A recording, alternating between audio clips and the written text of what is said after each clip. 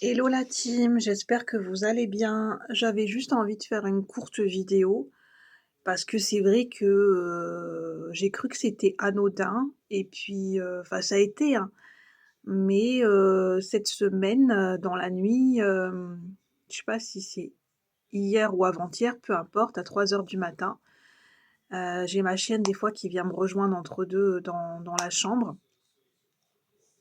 et en fait, elle respirait fort, elle haletait. Je me suis réveillée, je me suis dit: je vais voir ce qui se passe, je vais me réveiller à 3 heures du matin» et elle cherchait à se mettre au frais, au carrelage et elle avait la langue par terre, enfin qui essayait de lécher le carrelage et bah, je suis restée à côté d'elle. Enfin voilà, j'ai mouillé son ventre.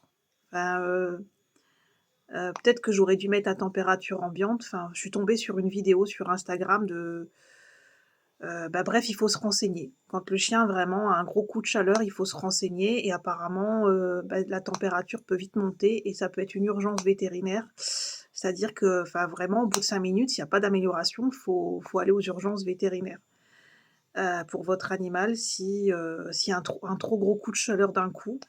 Et moi, elle était dans la maison et des fois, j'arrive pas à faire baisser la température dans la maison. Et là, je commence, enfin, même à baisser les volets, mais ça ne suffit pas. Et la nuit, c'est compliqué pour ma chienne. Avec ces températures, c'est très compliqué.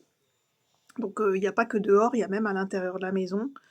Moi, ça va, à 3 heures du matin, je suis restée à côté d'elle, j'ai mouillé son ventre, j'ai mouillé son cou, j'ai mouillé un peu, ses babines, ses oreilles. Elle a pas bu, mais après elle s'est enfin voilà, ça a été mieux. Elle est restée dormir plus au frais. Je suis restée dormir à côté d'elle et après je suis retournée dans ma chambre. Mais juste pour dire que, bah, voilà, j'écoutais sa respiration et je me suis dit: «Je vais quand même me la faire lever, je vais quand même me lever et la surveiller» et parce que vraiment elle avait du mal à respirer et elle a tendance à me rejoindre la nuit et puis finalement, donc je me suis dit, bah, je vais dormir dans une pièce plus fraîche, dans le canapé peut-être pendant quelques jours, même si ça va pas être évident. Parce que ma chienne, elle est toujours avec moi et au moins, bah, au moins je peux la surveiller. Quand je dors avec de ces températures-là, je préfère dormir que ma chienne soit à côté de moi parce que je peux la surveiller, je peux écouter sa respiration parce que moi j'ai un demi-sommeil. Avec ces températures-là, j'ai pas un sommeil de plomb, donc bah, j'écoute sa respiration, j'écoute comment elle halète et c'est en voyant cette vidéo, d'urgence, enfin que ça aurait pu être une enfin voilà, de cette personne que son chien a fait un gros coup de chaleur et en fait, je me suis dit: «Bah, finalement, ouais». Bah, c'est pas que ça je m'inquiétais pas, mais voilà et c'est passé et c'est tout.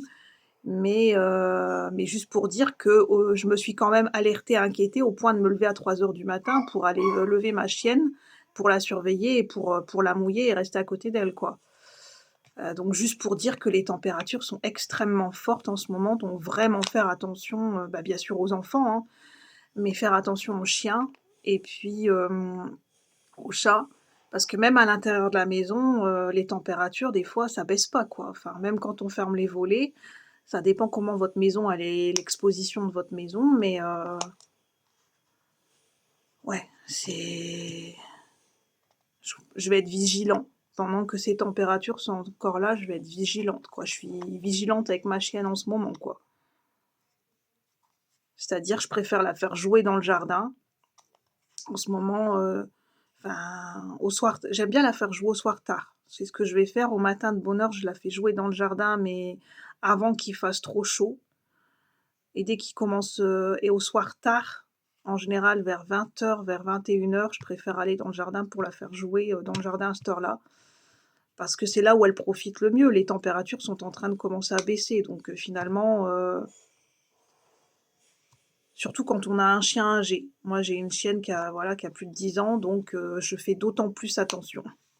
Et faire attention aussi d'autant plus pour des chiots et pour des enfants et pour des personnes âgées et pour des personnes pour des femmes enceintes, de faire attention aussi à son hydratation et à sa température corporelle. je refais une vidéo parce que pour moi ça me semble important.